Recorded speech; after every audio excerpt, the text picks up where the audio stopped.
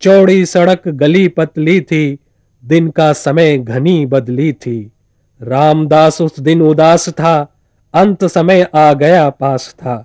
उसे बता यह दिया गया था, उसकी हत्या होगी। धीरे धीरे चला अकेले, सोचा साथ किसी को ले ले। फिर रह गया, सड़क पर सब थे, सभी मौन थे, सभी निहत थे। सभी जानते थे यह उस दिन उसकी हत्या होगी। खड़ा हुआ वह बीच सड़क पर, दोनों हाथ पेट पर रखकर। सधे कदम रख करके आए, लोग सिमट कर आंख गड़ाए। लगे देखने उसको, जिसकी तय था हत्या होगी। निकल गली से तब हत्यारा, आया उसने नाम पुकारा। हाथ तौल कर चाकू मारा, छूटा लौहू का फव्वारा। कहा नहीं था उसने, आखिर उसकी हत्या होगी। भीड़ ठेल कर लौट गया वह, मरा पड़ा है रामदास यह। देखो देखो बार बार कह, लोग निडर उस जगह खड़े रहे। लगे बुलाने उन्हें, जिन्हें संशय था हत्या होगी। पारक जी, रघुवीर सहाय की ये कविता जो अभी हमने सुनी, रामदास, एक काव्य पाठक की दृष्टि से अगर इस कविता को समझना हो या उसको ये कविता को समझना चाहता है, तब वो इसको कैसे समझे? रामदास कविता को अगर एक सामान्य पाठक जिसका संस्कार या जिसका अध्ययन उस तरह का नहीं है जैसे कि आमतौर पर साहित्य के छात्रों का या साहित्य के शिक्षकों का होता है, तो निश्चित रूप से उसके समझने की जो प्रक्रिया है वो दो चीज़ों से निर्धारित होगी। एक तो खुद साहित्य का उसका अध्ययन किस तरह का है, व्यक्तिगत तौर पर उसने साहित्य को कितना पढ़ा है और उससे उसकी जो साहित्य संबंधी समझ या साहित्य संबंधी संस्कार जो हैं वो कहाँ तक पहुँचे। वह अगर अपने समय के अनुकूल है और अपने समय की रचना धर्मिता को वह समझ सकता है तो निश्चित रूप से उसे कविता समझने में काफ़ी मदद मिलेगी। साहित्य संबंधी ये जो संस्कार है, ये इस संस्कार का संबंध बहुत सारे स्तरों पर होता है। वास्तव में साहित्य भी एक तरह का अनुशासन है और साहित्य का यथार्थ से संबंध होते हुए भी उसके बावजूद वह अपने को, साहित्य अपने को अपने अनुशासन में, अपने माध्यम में, अपनी भाषा में ही व्यक्त करता है। वह उससे इतर किसी और रूप में व्यक्त नहीं करता। इसलिए ये जरूरी है कि उस भाषा को समझने की क्षमता पढ़ने वाले के अंदर विकसित होनी चाहिए। वह अगर विकसित होती है और वह उस समय की, जिस समय की रचना वो पढ़ रहा है, उस समय तक की रचना के उस संस्कार से के अनुकूल है तो उसे समझने में कोई दिक्कत नहीं होगी। दूसरी चीज़ यह है कि हर एक साहित्यिक रचना एक खास समय और एक खास परिवेश से जुड़ी होती है, यानी कि उसका एक खास तरह के यथार्थ से संबंध होता है। दूसरी चीज़ यह बहुत ज़रूरी है कि वह पाठक जो है उस खास परिवेश या खास यथार्थ को से उसका संबंध किस तरह का है, वह उसे कितना जानता है। अगर वह उसे नहीं जानता है, जिससे कि रचना का, जिस यथार्थ से रचना का संबंध है, उस यथार्थ को अगर पाठक उससे परिचित नहीं है या उसका आभास मात्र नहीं है या उसके बारे में उसने कभी सोचा विचारा नहीं है, तो भी उसके लिए रचना को समझना मुश्किल होगा। इस तरह से संक्षेप में कहें तो कोई भी रचना, किसी भी रचना को समझने के लिए दो चीज़ें बहुत ज़रूरी हैं। एक यह कि उसका उस यथार्थ से संबंध हो जिस यथार्थ से रचना भी जुड़ी हुई है, और दूसरी है कि वह रचना खुद जिस पूरी साहित्य की प्रक्रिया में, साहित्य की परंपरा में जहाँ पर खड़ी है, उसका कुछ संस्कार पाठक के अंदर हो। अगर ये दो बातें हैं तो उसे समझने में कोई दिक्कत नहीं। मेरा प्रश्न जो है वो काव्य पाठक जिसको मैंने अभी इशारा किया, वास्तव में वो हमारा विद्यार्थी ही है। एक काव्य का विद्यार्थी है और एक ऐसा पाठक भी है जिसकी काव्य में रुचि है। लेकिन एक समस्या है हमारे सामने कि आज़ादी से पहले की जब हम तमाम कविताओं को देखते हैं या मध्यकाल की कविताओं को देखते हैं, अवधि में लिखी हुई कविताओं को देखते हैं, तुलसीदास हैं, कबीर हैं, सूरदास हैं, मीरा हैं, कालिदास हैं, उनका तो नाटक है, उस ढंग से इतनी पीछे ना भी जाएं तो इनको समझने में उसे इतनी दिक्कत नहीं होती। इवन छायावाद के दौर के अंदर जो लिखी गई कविताएं हैं उसको भी जब वो पढ़ता है तो उसका केंद्रीय संवेदना अपनी संपूर्णता में न सही लेकिन वो अपना संदेश या कह लीजिए कि उस तक पहुंच जाती है, उसके हृदय को प्रभावित करती है और वो समझ जाता है इस कविता में कवि ये बात कहना चाह रहा है। हम उस स्तर पे भी ना आए जी जो मंचीय कविता है, जो गई और सीधे समझ में आ गई, उसके आगे चिंतन की जरूरत नहीं। चिंतन परक कविताएं भी पाठक को सहज में समझ आती हैं।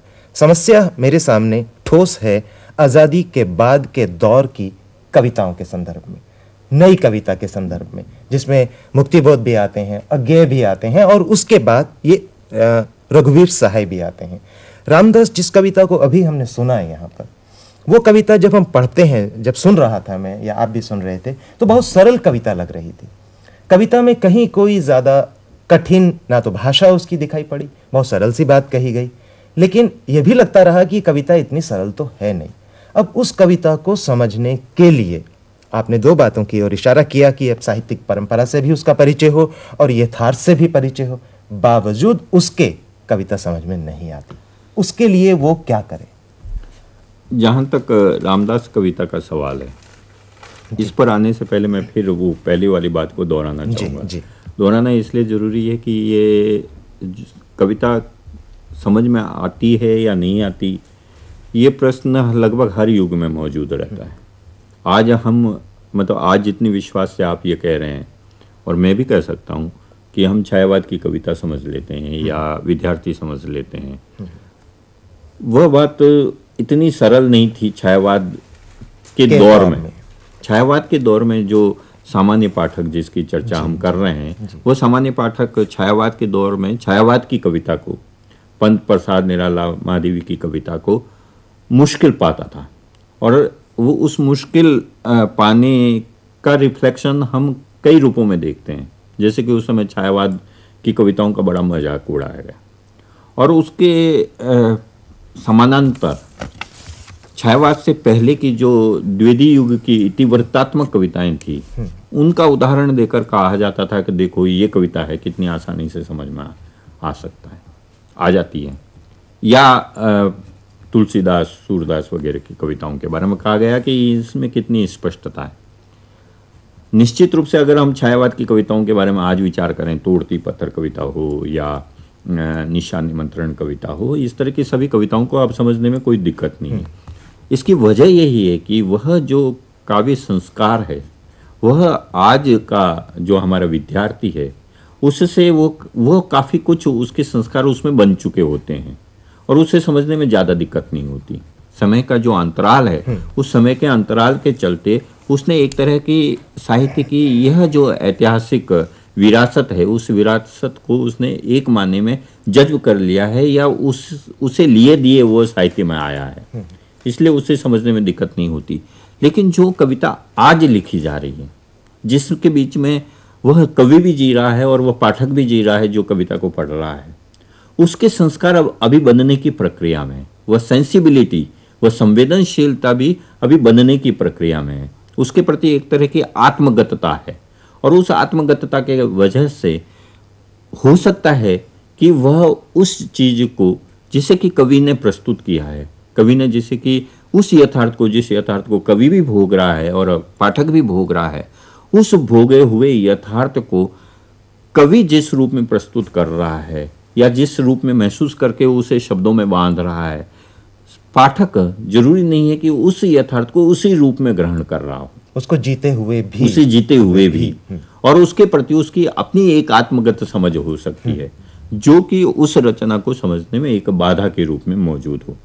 लेकिन यह एक तरह से कहना चाहिए कि ये सेकेंडरी चीज है। पहली चीज यही है कि आमतौर पर साहित्य के प्रति उसकी एक जड़बद्ध अवधारणा बन जाती है। हाँ, ये जड़बद्ध शब्द में मुक्तिबोध ने इसका प्रयोग किया है कि एक तरह की जड़बद्ध अभिरुचि बन जाती है। इसके बारे में नामवर जी ने भी ये आज़ादी से पहले के दौर की कविताओं के बारे में ये कहा कि हिंदी काव्य पाठक का एक भावुकतावादी संस्कार बन गया था जिसको तोड़ना बहुत ज़रूरी था। हाँ। आगे हाँ। तो इस तरह के भावुकतावादी संस्कार या जिसे जड़बद अभिरुचि कहते हैं, उस जड़बद अभिरुचि के चलते वह उससे इतर किस्म की कविता को, उससे भिन्न किस्म की जो नई कविता लिखी जा रही है, उस नई कविता को समझने में वो उसे मुश्किल आती है, उसे वो तोड़ती है ये नई तरह की रचनाएं। और जितना वो इस नई तरह की रचनाओं के साथ साक्षात्कार करता है, उनको पढ़ता है, उनके साथ जूझता है, उतना ही उसकी जड़बद अभिरुचि टूटती है, बदलती है, और तब उसे रामदास जैसी कविताएं समझने में दिक्कत नहीं होती। और वह तब अपने ही समय की संवेदनशीलता को, अपने ही समय के यथार्थ को व्यक्त करने वाली कविताओं को वह समझने की क्षमता हासिल करने लगता है। यह एक तरह की प्रक्रिया है जिसमें से लगभग हर एक को गुजरना होता है। कुछ गुजरते हैं और पहुंच जाते हैं, कुछ गुजरते ही नहीं है, पहले ही रुक जाते हैं, ठिठक कर रुक जाते हैं, वो नहीं समझ पाते। तो यह एक तरह से प्रयत्न हमारे यहाँ के पाठ्यक्रम वगैरह, जो खासतौर पर सृजनात्मक लेखन के पाठ्यक्रम हैं या दूसरे पाठ्यक्रम हैं साहित्य से संबंधित, उनको इस जड़बद अभिरुचि को तोड़ने की कोशिश में उनकी मदद करनी चाहिए। रामदास कविता के बारे में भी मेरा अपना मानना है कि हम अपनी बातचीत को इस रूप में ले सकते हैं कि क्या रामदास कविता को किसी इस ऐसे रूप में समझ सकते हैं जिससे कि उनकी वह जड़बद अभिरुचि टूट सके। कविता के, चाहे वो गद्य में लिखी हुई हो, जैसे मंगलेश डबराल की नई कविताएं पैराग्राफ में लिखी हुई हैं, लेकिन पढ़ने पे पता लगता है कि एक कविता है, गद्य नहीं है। इसका मतलब ये हुआ कि सीधे सीधे गद्य की तरह लिख देने मात्र से भी कविता गद्य नहीं हो जाती, और गद्य को अगर हम तोड़कर कविता की तरह वाक्यों में लिख दें तो वो कविता नहीं हो जाएगी। इसका तात्पर्य ये हुआ कि कविता के कुछ ऐसे अनिवार्य तत्व हैं जो छंद हो या छंद विहीन हो वो कविता में रहेंगे। अगर वो नदारद हैं शुरू से ही, तब कविता जो है वो कविता नहीं बनेगी। तो सवाल वो मेरे ख्याल में ये बहुत महत्वपूर्ण बिंदु है। जो हमारे नए लेखक हैं या हमारे पाठ्यक्रमों में जो लेखक हैं या कवि हैं, उनके सामने जिस समस्या को उन्हें झेलना होता है वो यही है कि वो गद्य और पद्य के फर्क नहीं कर पाते। वो आमतौर पर समझते हैं कि गद्य वह है जहाँ पर कि व्याकरण के अनुसार भाषा लिखी जाती है, और पद्य वह है जहाँ पर कि अंत में कोई छंद या तुक मिला दी जाए। ठीक है, उसके बाद में जब उन्हें ये मालूम पड़ता है कि पद्य में इस तरह का तुक मिलाने की या छंद में बांधने की कोई आवश्यकता नहीं है, तब वो वास्तव में कविता नहीं कर रहे होते हैं, तब वो गद्य लिख रहे होते हैं, तब वो गद्य में शिफ्ट कर जाते हैं। वजह यह है कि कविता का जो मूल तत्व है उस मूल तत्व को वो पकड़ नहीं पाते हैं। और अगर ऐसे में ऐसे कवियों, अगर वो कवि हैं तो अगर हम उन पर, उनकी रचनाओं पर विचार करें तो देखेंगे कि यहाँ तक कि अगर वो छंदबद्ध रचना भी कर रहे होते हैं जहाँ पर कि तुक का भी ध्यान रखा है, उन्होंने मात्राओं का भी ध्यान रखा है, तो भी वस्तुतः वो एक तरह की गद्य रचना ही होती है। वह उसमें काव्यात्मकता नहीं होती। वास्तव में ये काव्यात्मकता है क्या, ये सेंसिबिलिटी के लेवल पर मैं समझता हूँ कि समझ सकते हैं हम, संवेदनशीलता के लेवल पर। तारक जी, मेरी आपसे रिक्वेस्ट है कि इस सेंसिबिलिटी को आप रघुवीर साहय की इस रामदास कविता के माध्यम से बताएं तो हमारे पाठकों को वो कविता समझने के संदर्भ में भी सहायता होगी। रामदास कविता में, रामदास इनकी, रघुवीर साहय की बहुत ही प्रसिद्ध कविता है और एक ऐसे दौर में लिखी गई है जो कि इस माने में बहुत महत्वपूर्ण है कि वो एक बहुत बड़े संक्रमण काल को व्यक्त करता है। हंसो हंसो जल्दी हंसो में ये कविता संग्रह के रूप में प्रकाशित हुई थी, लेकिन उससे पहले भी ये प्रकाशित हो चुकी थी। और ये संग्रह, जहाँ तक मुझे याद है, आज से तकरीबन 2 दशक पहले आया था, 1975-76 के आसपास ये प्रकाशित हुआ था संग्रह। इस संग्रह के अंदर ये कविता जब शामिल की गई थी, उससे 2 या 3 साल पहले ये कविता लिखी गई थी। और ये वह दौर है जबकि हिंदुस्तान में आपातकाल लागू नहीं हुआ था और आपातकाल लागू होने वाली परिस्थितियां पैदा हो गई थी। जो हमारे यहाँ का शासक वर्ग था वो बहुत ज़्यादा उत्पीड़क हो रहा था और जनता में एक विद्रोह की व्यापक लहर दिखाई दे रही थी जो गुजरात और बिहार के आंदोलनों के द्वारा व्यक्त हो रही थी। तो इस रूप में और जो एक लॉ एंड ऑर्डर की स्थिति है, जो कानून व्यवस्था की स्थिति है, वो लगातार बिगड़ रही थी। रामदास उस समय की उस स्थिति को व्यक्त कर रहा है कि रामदास एक व्यक्ति है, और कोई भी व्यक्ति हो सकता है। वह व्यक्ति उन लोगों के द्वारा उनकी हत्या होनी है जो कि इतने ताकतवर हैं, इतने पावरफुल हैं कि वे अब छुपकर हत्या नहीं करते, खुलेआम हत्या करते हैं। न केवल खुलेआम हत्या करते हैं, बल्कि वे चुनौती देकर, पहले बताकर हत्या करते हैं। और वो केवल जिसकी हत्या की जा रही है उसे ही नहीं बताया गया है, बल्कि सबको मालूम है कि उस रामदास की हत्या होगी, और उसकी हत्या होती है। अब आप देखेंगे कि ये कविता दो स्तरों पर चलती है। एक स्तर पर एक हमारे सामने एक कथ्य है कि रामदास नाम का एक व्यक्ति है जिसकी की हत्या होनी है, जिसके बारे में लोगों को पता है कि हत्या होगी। कुछ लोगों को यह शंका है कि वास्तव में हत्या होगी, इस तरह से खुलेआम हत्या हो सकती है क्या, ये मन में शंका है। और फिर हत्या हो जाती है, और हत्या होने पर वे लोग जिन्हें यह विश्वास था कि हत्या होगी, वो उन लोगों को जिन्हें ये शंका थी कि हत्या होगी या नहीं होगी, उन्हें बताते हैं कि देखो हत्या होगी। ये तो एक स्तर है कथ्य के लेवल पर। एक दूसरा स्तर है जहां पर यह कविता सिर्फ यहीं तक सीमित नहीं रहती। वहां पर रामदास और हत्या और लोगों की यह शंका, यह इसी रूप में हमारे सामने नहीं आती, बल्कि पूरे के पूरे एक समय की आलोचना के रूप में आती है। अभी ये समय की आलोचना क्या है? रामदास कौन है?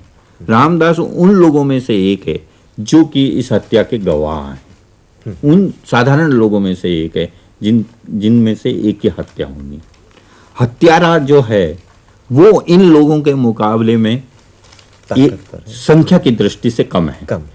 लेकिन वो इतना ताकतवर है कि न केवल वो रामदास की हत्या कर चुका है, रामदास की हत्या कर सकता है, बल्कि वह उन सब लोगों को आतंकित रूप इतना आतंकित कर चुका है कि वह आतंक की वजह से कोई भी इस रामदास की हत्या होने को रोक नहीं सकता। न केवल रोक नहीं सकता, वे इतने ज्यादा आतंकित हैं, या कहना चाहिए कि वो इतने ज्यादा अंदर से गुलाम हो चुके हैं मानसिक रूप से, कि उन्हें यह एहसास ही नहीं है कि वे खुद भी एक हत्या में शामिल हैं। यानी कि जिन लोगों को यह विश्वास है कि हत्या होगी, वे लोग एक तरह से उस हत्या के प्रति उस हत्या में शामिल हैं, क्योंकि वे उस हत्या को रोकने के प्रयत्न में शामिल नहीं हैं। और यह कविता जो है इस बारे में कविता है, न कि रामदास की हत्या के बारे में कविता है। और उन लोगों का यह आत्मविश्वास, और इस आत्मविश्वास में एक तरह का अहंकार का होना कि देखा हमने तो कहा था कि हत्या होगी, यह जो देखने का, यह एक तरह से दूसरों को चुनौती देना का हम जैसा कहते हैं वैसा ही समय है, वह उस समय को पूरी तरह से स्वीकार कर लेने को दिखाता है। उसको बदलने की उनकी इच्छा खत्म हो चुकी है, इसको दिखाता है। इसी माध्यम से ये कविता पारक जी उस व्यवस्था की ओर भी इशारा कर रही होती है। अब आपकी इस व्याख्या के बाद जो जिस व्यवस्था में रह करके लोग या समाज की ये स्थिति बनती है। हाँ, वास्तव में ये कविता उस व्यवस्था के बारे में ही है। वह व्यवस्था जो केवल उत्पीड़ित लोगों का उत्पीड़न ही नहीं कर रही है, बल्कि लोगों के दिमागों पर इस तरह से काबिज है कि लोगों ने अपनी सोचने की, अपने करने की जो स्वतंत्रता है उसको खो दिया है। तो वास्तव में यह कविता जो है, आप देखेंगे कि एक तरह से मनुष्य के फ्रीडम को, मनुष्य की मुक्ति की दशा के खोने की कविता है। यह बताती है कि वास्तव में यह किस तरह से सामान्य लोगों ने गुलामी को ही अपना अधिकार बना लिया है, गुलामी को ही अपनी समझ बना लिया है। गुलामी ही एक तरह से उनके जीवन का दर्शन हो गया है। और यही इसकी सबसे बड़ी पीड़ा है।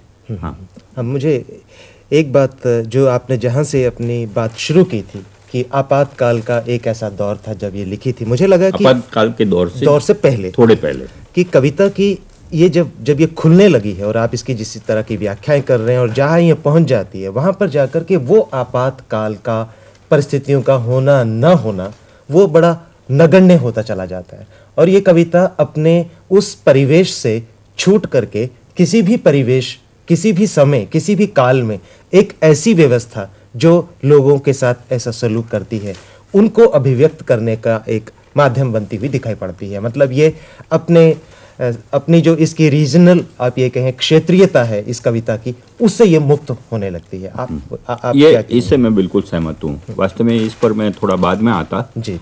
रामदास कविता की विशेषता यही है, अगर रामदास कविता का जो भी कथ्य है, वह कथ्य अगर उस समय से तक ही सीमित होता तो निश्चित रूप से रामदास इतनी महत्वपूर्ण कविता नहीं होती और आज हम चर्चा नहीं करते। लेकिन उसकी वजह यही है कि रामदास जितनी उस समय की कविता है उतनी ही उस समय को पार भी करती है, और वो पार करके वह एक ऐसी स्थिति को हमारे सामने लाती है जैसी स्थिति कभी भी हो सकती है।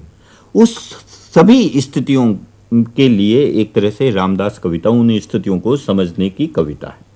ये कविता सिर्फ आपातकाल से पहले के भारत की नहीं है। अगर हम विचार करें और थोड़ा सा रामदास की जगह यहाँ पर कुछ और नाम रख दें तो ये किसी भी ऐसी फासिस्ट व्यवस्था या फासिस्ट समाज, जो एक तानाशाह समाज है, उस समाज की में रहने वाले लोगों की मनोदशा को दिखाता है। न केवल ये शासक वर्ग की दशा को दिखाता है, ये बल्कि आम तौर पर एक मध्यवर्गीय मानसिकता है जो कि आसानी से फांसीवाद या इस तरह की तानाशाही मानसिकता को स्वीकार कर लेता है, उसको दिखाता है। लेकिन मैं जो खास बात कहना चाहता हूँ, ये सब बातें तो एक कहानी के माध्यम से भी कही जा सकती थी, उपन्यास के माध्यम से भी कही जा सकती थी। इस छोटी सी कविता के माध्यम से इतने बड़े कथानक को या इतने बड़े कथ्य को, जिसका फलक कहना चाहिए कि व्यवस्था है, और एक तरह की व्यवस्था जो किसी भी समय में हो सकती है, उस तरह की व्यवस्था की यह एक तरह की आलोचना है, काव्यात्मक आलोचना है। उसको उन्होंने तकरीबन 25 पंक्तियों में कैसे समेट लिया। आप देखेंगे कि ये कविता दिखने में मुक्त छंद की कविता है, लेकिन इसमें लय है, और न केवल लय है बल्कि एक छंद भी है, और उस छंद के माध्यम से इसके अंदर इसे कविता को प्रस्तुत किया गया। हर एक इसमें आप देखेंगे कि 5 अंतरे हैं कुल कविता में, और हर एक में 5 पंक्तियां हैं, और पहली 4 पंक्तियों में निश्चित मात्राएं हैं, 16 मात्राएं हैं, और उसके बाद में 5वीं पंक्ति जो है उसमें 28 मात्राएं हैं। और यही नहीं, हर 5वीं पंक्ति, मतलब हर अंतरे की 5वीं पंक्ति जो है हत्या होगी पर समाप्त होती है। तो हत्या होगी की आवृत्ति 5 बार होती है। आप देखेंगे कि हत्या होगी जो है यह मात्र शब्द नहीं है, यह पूरा का पूरा वह दर्शन है जो कि इस कविता के अंदर मौजूद है। और इसे छंद में और लय में क्यों बांधा है, रघुवीर साहब ने क्यों बांधा है, ये तो रघुवीर साहब ही बता सकते हैं। लेकिन जो पढ़कर मुझे लगता है वो कविता छंद और लय में इसलिए बांधा गया है कि यह उस रूढ़िबद्ध मानसिकता को दिखाना चाहते हैं, जो रूढ़िबद्ध मानसिकता इस तरह से बंधी हुई है। वास्तव में इसमें इस तरह के लय में बांधने के पीछे यही है कि जो आतंक इस कविता के माध्यम से लोगों के मन में, जो डर लोगों के मन में पैदा होना चाहिए, वह डर नहीं है, वह डर नहीं है, बल्कि एक तरह का आत्मविश्वास है, एक तरह का अहंकार है। वे सब लोग जो कि रामदास की हत्या के गवाह हैं, जो ये कह रहे हैं कि रामदास की हत्या होगी, वे सब रामदास से अपने को अलग कर लिया है उन्होंने। वो एक तरह का डिटेचमेंट है। ये लोगों का इस तरह से एक दूसरे से कट जाना और इस तरह से एक बहुत ही अमानवीय और क्रूर ढंग से अपने को बांध लेना, और उस बांधने में एक तरह के आनंद की अनुभूति करना, उसी को उन्होंने लय में बांधा है, छंद में बांधा है, और इसीलिए बांधा है। लेकिन हर बार 5वीं पंक्ति जो है हर अंतरे की, वह उस लय को तोड़ती है, और वह हत्या होगी जो है, जो क्रूरता है, उसके द्वारा तोड़ा गया है इसको। तो इस तरह से कवि जो है रामदास कविता के माध्यम से समाज की स्थिति को न केवल शब्दों के माध्यम से, न केवल कथ्य के माध्यम से, बल्कि अपने शिल्प के माध्यम से भी प्रस्तुत कर रहा है। और शिल्प के लेवल पर भी वह समाज की यथास्थिति को दिखाता है जब वो छंद का और लय का प्रयोग करता है, और पांचवी पंक्ति में जब वो उस छंद और लय को तोड़ता है तो एक तरह से उसके विरुद्ध अपनी आवाज भी प्रस्तुत करता है। एक कवि की आवाज, एक कवि का विरोध जो है वो भी प्रस्तुत होता है। तो इस रूप में आप देखेंगे तो यह बहुत महत्वपूर्ण है। हाँ, पारक जी, आपकी इस व्याख्या से मुझे जो बात उभर करके सामने आई कि एक काव्य पाठक को जो कविता को समझना चाहता है उसको उस समय अपने समय की संपूर्ण जानकारी होना बहुत जरूरी है। हाँ। अपने समय के यथार्थ की जानकारी होना बहुत जरूरी है। उसके साथ एक तरह का उसका लगाव होना भी बहुत जरूरी है, पहली बात। दूसरा, उस कवि के बारे में, उस कवि की रचनाओं के बारे में, उस काव्य परंपरा के बारे में, जो कविता जहाँ वो पहुंची है आकर के, समकालीन कविता की जो परंपरा जहाँ जिस वो उसमें ठहरी है, उसके बारे में उसकी जानकारी होना बहुत ज़रूरी है। उसके बाद जब वो कविता में प्रवेश करता है तब उसे थोड़ा सा ये उससे शायद अपेक्षा की जाती है, आजकल की कविताएं करती हैं, कि वो भी अपना एक काव्य संस्कार बनाए और आकर के कविता को एक बहुत सरली तरीके से हजम करने की कोशिश न करे, बल्कि उसके साथ अपना एक उस संघर्ष से गुजरे जिस संघर्ष में कवि उस काव्य रचना के दौरान गुजरा है। तब वो कविता अपने समस्त अर्थों के साथ उसके समक्ष न केवल उद्घाटित होती है बल्कि भविष्य में भी नए नए अर्थ देने की अपनी क्षमताओं के इशारे करती रहती है। एक और बात इसमें जोड़ना चाहूँगा, इसके साथ साथ यह भी बहुत जरूरी है कि बहुत जरूरी इस अर्थ में है कि यह प्रक्रिया भी चलती है कि पाठक जब उसे पढ़ता है और यथार्थ को देखने की जो नई दृष्टि उस कविता के माध्यम से उसे मिलती है, वह खुद यथार्थ की पाठक की अपनी समझ को बदलने में मदद करती है।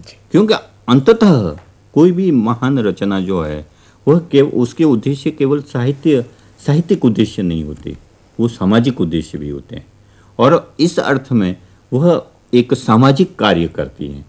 और इस रूप में आप देखेंगे तो वह जिस अनुभूति, जिस संवेदना से प्रेरित होकर, जिस विचार से प्रेरित होकर कवि ने कविता की है, वह संवेदना, वह विचार जो है पाठक को भी यथार्थ को समझने की एक नई दृष्टि देती है। धन्यवाद, धन्यवाद पारक जी।